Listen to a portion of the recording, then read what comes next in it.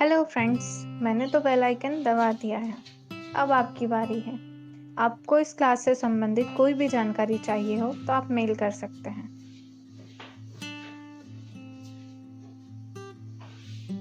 नमस्कार साथियों, मैं हंसा व्यास आज आपके साथ कुछ महत्वपूर्ण बिंदुओं पर बातचीत करेंगे। बेसिकली पीएससी और यूपीएससी की मेंस पेपर में जो क्वेश्चंस पूछे जाते हैं और उन क्वेश्चन की टर्मिनोलॉजी बेसिकली होती क्या है और हमें उसमें लिखना क्या होता है। आमतौर पर क्वेश्चन हम ऊपर से पढ़ लेते हैं और उत्तर लिखना शुरू कर देते हैं। सबसे पहले तो यूपीएससी का रिजल्ट आ चुका है, तो जिन्हें अपनी मनपसंद रैंक मिली है उन सबको बहुत सारी बधाई और बहुत सारी शुभकामनाएं। और जो रैंक से कुछ पीछे रह गए हैं, जिन्हें अपनी मनचाही सफलता नहीं मिल पाई है, वे भी निराश ना हो। अपनी स्ट्रेंथ को पहचाने, अपनी कमजोरियों को जाने और उन कमजोरियों को अपनी ताकत बनाइए। सफलता आपके पास होगी। तो चलिए हम उन मुद्दों पर बात करते हैं, उस टर्मिनोलॉजी पर बात करते हैं कि हमें प्रश्न के मेन कंटेंट में लिखना क्या होता है। अगर हम लास्ट ईयर के और पीएससी यूपीएससी के पेपर्स को उठाकर देखें, स्पेशली मेन की, तो उनमें जो क्वेश्चन में टर्मिनोलॉजी का उपयोग किया गया है, शॉर्ट नोट्स किया गया है, कमेंट किया गया है, डिस्कशन किया गया है, एग्जामिन किया गया है, एक्सप्लेन किया गया है, एसेस द स्टेटमेंट किया गया है, डेलिनेटेड किया गया है, इलुसाइड किया गया है और क्रिटिकल एनालिसिस। इन सारे शब्दों में क्रिटिकल एनालिसिस, समीक्षात्मक, विवेचनात्मक, ये सारे शब्दों का उपयोग किया जाता है। एक्सप्लेन, डिस्क्रिप्शन, व्याख्या करिए, वर्णन करिए, हिंदी में संक्षिप्त टिप्पणी और टिप्पणियां लिखिए या अवस्था का चित्रण कीजिए। तो साथियों, आमतौर पर ऊपर से देखने में इन प्रश्नों के उत्तर हमें चाहे बहुत अंतर ना हो, लेकिन हकीकत में बहुत अंतर होता है।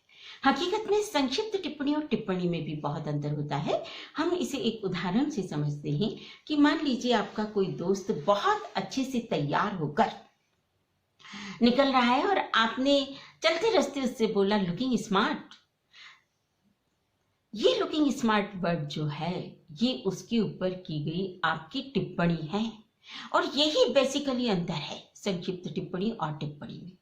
अगर क्वेश्चन आता है कि अशोक पर संक्षिप्त टिप्पणी लिखिए या अशोक की नीतियों के कारण मौर्य साम्राज्य का पतन हुआ, टिप्पणी लिखिए, दोनों में बहुत अंतर है। हमें अशोक की टिप्पणी में ये वाला कंटेंट आ सकता है, लेकिन केवल अशोक की नीतियां मौर्य साम्राज्य के पतन का कारण था। टिप्पणी लिखिए, इसमें संक्षिप्त टिप्पणी का कंटेंट पूरा बिल्कुल भी नहीं आएगा।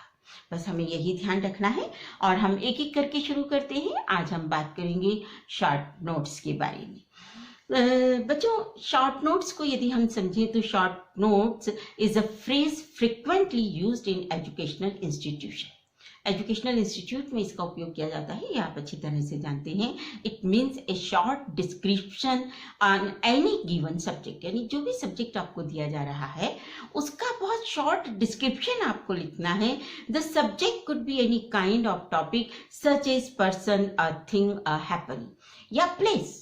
जैसे अगर हम लास्ट ईयर का यूपीएससी का पेपर देखें तो भारत के नक्शे में उन्होंने बहुत सारे पॉइंट्स हाईलाइट किए हैं और उन पॉइंट्स को हमें आइडेंटिफाई करना है और उन के ऊपर यानी उनका महत्व हमें लिखना है, उनकी संक्षिप्त टिप्पणी हमें लिखना है। जैसे मान लीजिए एक उन्होंने दिया है प्राचीन बंदरगाह और व्यापारिक केंद्र। अब अगर एग्जाम्पल के तौर पर हम देखें कि ये प्राचीन बंदरगाह व्यापारिक केंद्र अगर लोथल है तो हमें लोथल के बारे में लिखना होगा।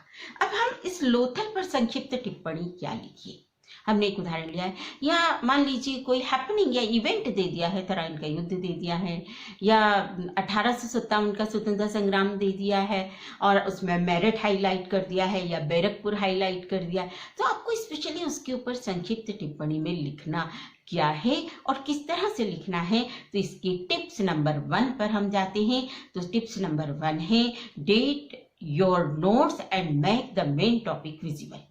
यानी आप जब क्वेश्चंस लिख रहे हैं, इसका आंसर लिखना शुरू कर रहे हैं, तो सबसे ऊपर आप उसके ऊपर अपना टॉपिक लिखिए, उसके नीचे डेट लिखिए, यानी लोथल का टाइम पीरियड लिखिए। Lothal time period it means Indus civilization, या प्रथम स्वतंत्रता संग्राम इट मीन्स 1857, यदि वो बैरकपुर और मेरठ में है और वो कहाँ है, उसकी जोग्राफिकल कंडीशन को लोकेटेड करके शॉर्ट में ब्रैकेट में लिख दीजिए। So guys, first tips. Second tips में आता है डोंट राइट एवरीथिंग डाउन, यानी आपको पूरा का पूरा सब कुछ नहीं लिखना है। ध्यान दीजिए, आपको पूरा का पूरा लिखना है, लेकिन शॉर्ट डिस्क्रिप्शन लिखना है। पूरा का पूरा लिखना है यानी एट ए ग्लांस लिखना है। डोंट राइट एवरीथिंग डाउन, इसमें आपको ध्यान रखना है avoid scribbling, everything that is being said word for word. मतलब अगर हमें कुछ कहना भी है तो हमें वर्ड टू वर्ड कहना है और वर्ड रिपीट नहीं करना है। तो ध्यान रखिए इसके बारे में, और हमको जो कुछ लिखना है समराइज करके लिखना है, जस्ट उसका जस्ट लिखना है। Tips number 3, make short notes on the example given, यानी आपको उसका एग्जाम्पल के साथ लिखना है। If example the speaker, teacher, presenter give illustration, मतलब आपको उसको इलस्ट्रेट भी करना है। आप एक छोटी सी कविता को इलस्ट्रेट करके देखिए। जैसे पुष्प की अभिलाषा की हम बात करें, क्योंकि वेल नोन यह कविता है माखनलाल चतुर्वेदी की, और आखिरी की वो जो लाइन है, या हम महादेवी वर्मा की उन लाइनों को कोट करें, परिचय इतना इतिहास यही, उमड़ी कल थी मिट आज चली, में नीर भरी दुख की बदली। अब इसको इलस्ट्रेट करना है, इस पे आपको शॉर्ट नोट लिखना है। तो आपको जो मेन पॉइंट है, जो एकदम सर्टेन मेन पॉइंट है, उन सर्टेन मेन पॉइंट को हाईलाइट करना है। कंसीडर यूजिंग कीवर्ड आपको यूज करना है, और they could help clarify what might seem, मतलब आप जो कुछ लिख रहे हैं वो कंप्लीट हो, क्लियर हो, वर्ड टू वर्ड हो, और मेन कंटेन उसके साथ में हो और कीवर्ड उसमें लिए हुए हो। Tips number 4, use illustration and drawing. क्योंकि हम हिस्ट्री के पेपर की बात कर रहे हैं, अब मान लीजिए आपने लोथल लिया है, तो लोथल बंदरगाह है, व्यापारिक केंद्र है। अगर उसका ज्योग्राफिकल कुछ छोटा सा याद आता है तो अपने प्रश्न के उत्तर में साइड में बिल्कुल 1 इंच का मार्जिन बनाइए या 2 इंच का मार्जिन बनाइए, और उस 2 इंच के मार्जिन में आप उसको ड्रॉ कर दीजिए। ड्रॉ कैसे करेंगे? देखिए, अगर रॉक शेल्टर पेंटिंग पूछी है तो आप रॉक शेल्टर पेंटिंग का ज्योमेट्रिकल डिजाइन बना दीजिए। आमतौर पर धनुर्धर, शिकार करते हुए अश्व, ये हर जगह की रॉक शेल्टर पेंटिंग्स में दिखाई देते हैं, तो इनको ड्रॉ कर दीजिए। यदि टेम्पल आर्किटेक्चर पूछा है, नागर शैली पूछी है, द्रविड़ शैली पूछी है, बैसर शैली पूछी है, या भूमिज शैली पूछी है, तो मंदिर का डिजाइन ड्रॉ कर दीजिए। यदि स्तूप के बारे में पूछा है, स्तूप आर्किटेक्चर, मान लीजिए उस पॉइंट में सांची दिया हुआ है और सांची के बारे में लिखना है, और सांची को अगर लिखना है तो हमें बौद्ध स्तूप लिखना ही होगा। बाकी हम वहां पे भी बहुत सारे मंदिर मिले हैं, आइकनोग्राफी मिली है, अशोक के अभिलेख मिले हैं, तो वो सब तो हम लिखेंगे ही लिखेंगे, लेकिन stupa is the most important factor Sanchi का। तो हमें इसका स्तूप का छोटा सा ड्राइंग बना देना है। और अगर मान लीजिए उसमें वार पूछे हैं, पानीपत पूछा है, तराइन पूछा है, या वर्ड का पूछा है, वर्ड वार पूछे हैं, तो उसमें जो जो वेपन्स यूज किए गए हैं उनका बिल्कुल शॉर्ट में डायग्राम बना दीजिए, उसे इलस्ट्रेट कर दीजिए और माइंड मैप बना दीजिए। Tips number 5, use heading and सब हेडिंग। आपको देखिए 30 वर्ड में लिखना है, इसलिए आपको create a heading for each sage of main point और आइडियाज, यानी आपका जो भी आइडियाज है उसको मेन पॉइंट में देना है, फिर उसका सब हेडिंग करना है।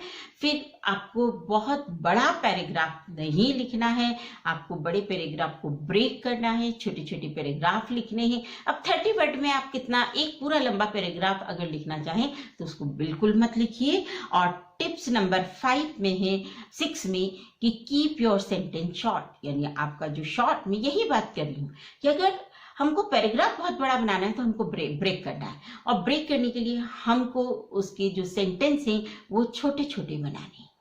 छोटे छोटे इस तरह से हम बना सकते हैं कि देखिए हमने लोथल के बारे में ऊपर ही लिख दिया 2500 वर्ष ईसा पूर्व पुराना। उसके बाद सिंधु सभ्यता लिख दी, सिंधु नदी के किनारे लिख दिया, और हमने वहां पर एक छोटे से जहाज का डायग्राम बना दिया। व्यापार, अब कौन कौन से व्यापार हो रहे हैं, हमने उन सारी चीजों के व्यापार के नाम बुलेट पॉइंट में बना दिए, और या नंबरिंग हमने कर दी 1 2 3 4, तो क्लियर विजिबल होंगी। तो गाइज इसका आपको ध्यान रखना है, और good notes should allow you get the gist of what is being said at a glance. तो इस बात का आपको ध्यान रखना है कि जो भी चीज हो उसका जिस्ट आप लिखें। ये है आपका टिप्स नंबर 6। और टिप्स नंबर 7 में, if you need to see how thing are connected, consider using mind map. मतलब अगर आप एक दूसरे के साथ चीजों को कनेक्टेड बताना चाह रहे हैं तो आप माइंड मैप का यूज कर सकते हैं। यानी जहां आप शॉर्ट में इलस्ट्रेट कर रहे हैं, मार्जिन में ड्राइंग बना रहे हैं, वहीं पर आप अपने माइंड मैप का यूज कर सकते हैं, फ्लो चार्ट का यूज कर सकते हैं। आप जो चार्ट बनाते हैं, उस क्लासीफाई चार्ट जिसे हम कहते हैं, उस क्लासीफाई चार्ट को आप बना सकते हैं। और फिर फाइनली लास्ट में हम आते हैं टिप्स नंबर 8 पे। तो कीप योर नोट्स ऑर्गेनाइज्ड, यानी आपको अपने जो नोट्स हैं, मतलब आपका जो शॉर्ट नोट है, वो शॉर्ट नोट को ऑर्गेनाइज करना है, यानी सिस्टमेटिक लिखना है, क्रोनोलॉजिकल लिखना है, यानी टाइम पीरियड तो हमें लिखना ही लिखना है। अगर किसी हम इवेंट के बारे में बात कर रहे हैं तो हमें ऐसा नहीं कि हमने एक इवेंट का सन पहले दे दिया और दूसरे इवेंट का हमने बाद में दे दिया, कि 1192 हमने पहले लिख दिया, 1191, यानी तराइन की प्रथम और द्वितीय युद्ध की घटनाएं हम पहले लिख दें एक, और दूसरी हम बाद में लिख दें, और बाद वाली जो है वो पहले घटित हुई। जैसे कुतुबुद्दीन ऐबक 1206 में आया, अब उसकी शुरुआत अगर हम 1192 से कर रहे हैं तो हमें उसकी शुरुआत 1191 से करनी चाहिए। That is chronological order. और ऐसे ही अगर मान लीजिए एक क्वेश्चन है जिसमें हमें उसका सोशियोलॉजी, पॉलिटिकल, रिलीजियस, ज्योग्राफिकल, ये सारी इंपॉर्टेंस बतानी है गाइज, तो इसे भी हमें क्रोनोलॉजिकल ऑर्डर में डालना है कि सबसे पहले हम उसका ज्योग्राफी इंपॉर्टेंस बताएं, फिर हम उसका सोशियोलॉजिकल बताएं, और चूंकि सोशियोलॉजिकल इंपॉर्टेंस बता रहे हैं तो हम उसी के साथ रिलीजियस और कल्चरल भी बताएं। ऐसा नहीं कि हमने सोशियोलॉजिकल बता दिया फिर पॉलिटिकल बताने लगी और उसके बाद फिर हम रिलीजियस और कल्चरल बताने लगे, तो ऐसा बिल्कुल मत करिए गाइज। इसको क्रोनोलॉजिकल करिए, हेडिंग और सब हेडिंग का यूज करिए। कंटेन आपको मेन कंटेन जिस्ट के साथ एट ए ग्लांस लिखना है, इस बात का ध्यान रखिए। And in the last, ensure you include the keyword, यानी आप इंश्योर हो जाइए कि आपको कीवर्ड का यूज करना है। कीवर्ड जिससे सारे ताले खुल जाते हैं, यानी मास्टर की का यूज हमें करना है for more clarity. Use bullet point, यानी फर्स्ट क्या है, ensure you include the keyword for more clarity. Okay, second आपको ध्यान रखना है, use bullet point and numbered list to help you keep your note concise and easily accessible। ठीक है, और इसके बाद आपके हेडिंग, सब हेडिंग, इन सारी चीजों का ध्यान रखते हुए गाइज अब नेक्स्ट वीडियो का इंतजार कीजिए, क्योंकि हम बात करेंगे कमेंट एंड डिस्कशन पर, यानी टिप्पणी और चर्चा। देखिए, डिस्कशन, डिस्क्रिप्शन और एक्सप्लेनेशन, हिंदी में हम एक नज़र मारी तो बहुत ज़्यादा अंतर नहीं है, लेकिन बेसिकली बच्चों हिंदी में भी बहुत अंतर है। So guys, take care, all the best, बहुत अच्छे से तैयारी कीजिए। और यदि आपको कोई कंफ्यूजन है और किसी तरह की क्वेरीज चाहिए तो आप कमेंट्स बॉक्स में कमेंट्स डाल सकते हैं। मेरा मेल आईडी दिया हुआ है शुरू में भी और लास्ट में भी, तो आप मेरे मेल आईडी पर मेल करके अपनी क्वेरीज पूछ सकते हैं और बहुत अच्छे पूरी स्ट्रेंथ के साथ अपनी तैयारी करिए। Okay guys, thank you, have a nice day.